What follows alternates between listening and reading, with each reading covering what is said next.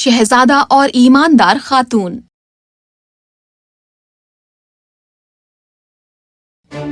یہ کہانی ہے شہزادے کلیرینٹ کی، جو ایک خوبصورت دانش مند نوجوان تھا۔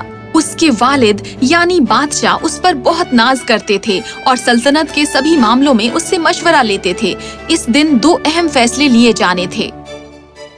تم اس سے نکاح کیوں نہیں کر لیتے؟ وہ ایک طاقتور بادشاہ کی بیٹی ہے۔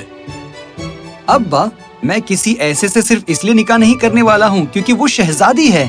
تو اور دوسری کون سی خوبیاں کی تلاش ہے تمہیں ایک بیوی کے متعلق؟ ایک خوبی جس پر باقی کی سبھی خوبیاں منحصر ہیں۔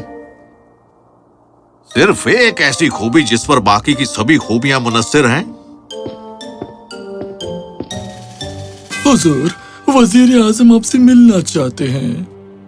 ہاں، انہیں اندر بھیجو۔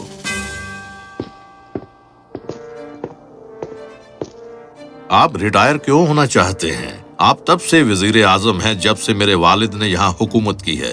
بیٹا، تم مجھے بتاؤ، ہمیں اس کے جیسا دانش مند عالم اور وفادار انسان کہاں ملے گا؟ ابا، میں نے ان سے سیکھا ہے کہ علم حاصل کیا جا سکتا ہے۔ وفاداری اور سبھی نیک خوبیاں اس ایک خوبی پر منحصر ہیں۔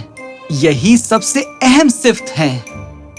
لیکن تم کس صفت کی بات کرتے رہتے ہو؟ میرے پاس ایک تجویز ہے۔ شہزادے نے بادشاہ اور وزیر اعظم کو ایک تجویز بتائی کہ کیسے سلطنت کے لیے ایک قابل وزیر اعظم کا انتخاب کیا جائے۔ اسی کے مطابق اگلے دن سلطنت میں ایک اعلان کیا گیا۔ ہماری سلطنت کے قابل احترام وزیر اعظم ریٹائر ہو رہے ہیں۔ بادشاہ ان سبھی کو نیوتا دیتے ہیں جو وزیر اعظم کے عہدے کے لیے درخواست دینے کے لیے خواہش مند ہیں۔ مہربانی کر کے محل میں آج سے 2 دن بعد سورج اگنے پر حاضر ہوں۔ خود انہوں نے امتحان مقرر کیا ہے۔ پتہ نہیں بادشاہ کے ذہن میں کیا ہے۔ وزیر اعظم ہونا آسان نہیں ہے، اس کے لیے بے انتہا علم اور وفاداری کی ضرورت ہوتی ہے۔ وفاداری اور علم سے بڑھ کر وزیر اعظم بننے کے لیے محبت لازمی ہے اپنے ملک اور اپنی رعایا سے۔ اس کے لیے والد جیسے نرم دلی کی اور جج کی مانند انصاف پسندگی کی ضرورت ہوتی ہے، اور یہ سب آتے ہیں صرف ایک خوبی سے۔ ایرا، اگر تم سوچتی ہو کہ تمہیں بہت علم ہے وزیر اعظم بننے کے متعلق، تو تم کیوں نہیں درخواست دیتی ہو؟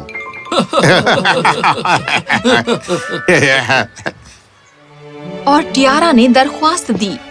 2 دن کے بعد وہ محل کے پھاٹک پر تھی 10 اور لوگوں کے ساتھ۔ شہزادے نے ان سب سے گفتگو کی۔ میں آپ سے اپنے والد کی طرف سے بات کر رہا ہوں۔ آپ سب متفق ہوں گے کہ ایک وزیر اعظم بننے کے لیے وفاداری اور علم کی ضرورت ہوتی ہے، پر اس سے بھی بڑھ کر اپنے ملک اور اپنی رعایا سے محبت کرنا لازمی ہوتا ہے۔ اس کے لیے والد جیسی نرم دلی کی اور سمجھداری کی ضرورت ہوتی ہے۔ تو خود بادشاہ سلامت نے آپ سبھی کے لیے ایک امتحان مقرر کیا ہے۔ یہ ہے مکئی اور سیم کے دانے کی ٹوکری۔ اس میں سے بیج اکٹھے کرو اور آپ سب کو محل کے باغیچے کے الگ الگ حصے میں زمین کا ٹکڑا دیا جائے گا، جہاں آپ کو ان دونوں کو بونا ہوگا، اور یاد رہے اس سے صحت مند فصلیں اگے۔ اس کام میں کسی طرح کی مدد لینے کی اجازت نہیں ہوگی۔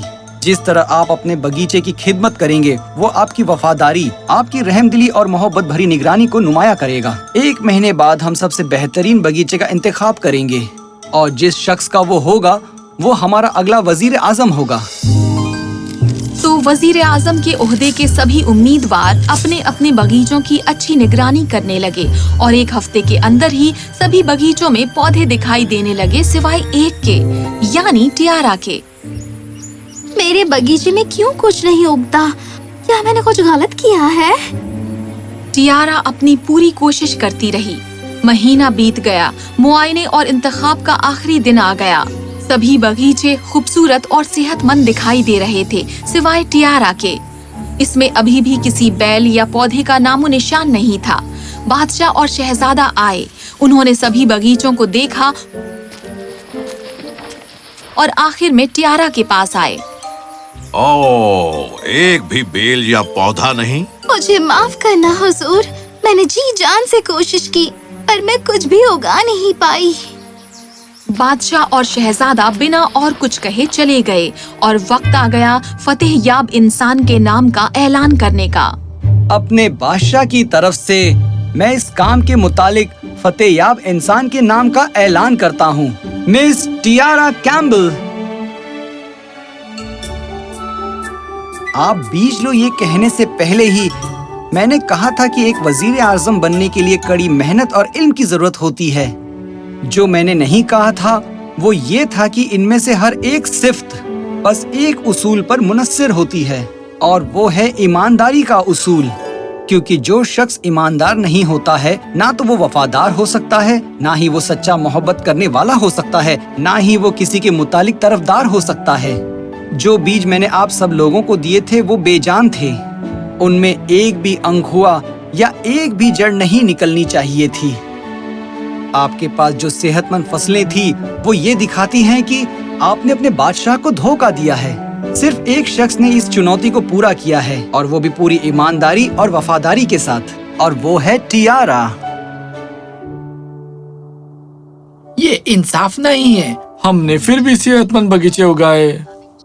हाँ हाँ, हमें माफ करना हुजूर, जब हमने देखा कि हमारी जमीन के हिस्से में कुछ नहीं उग रहा तो हमने सोचा कि हमने कोई खता की है और इसीलिए हम नए बीज ले आए हैं। टियारा सिर्फ ऐसी थी जिसने चुनौती को फायदे के मुताबिक जारी रखा, भले ही इसका मतलब होता है नाकामयाबी। सिर्फ वही वजीर आजम बनने की हकदार है।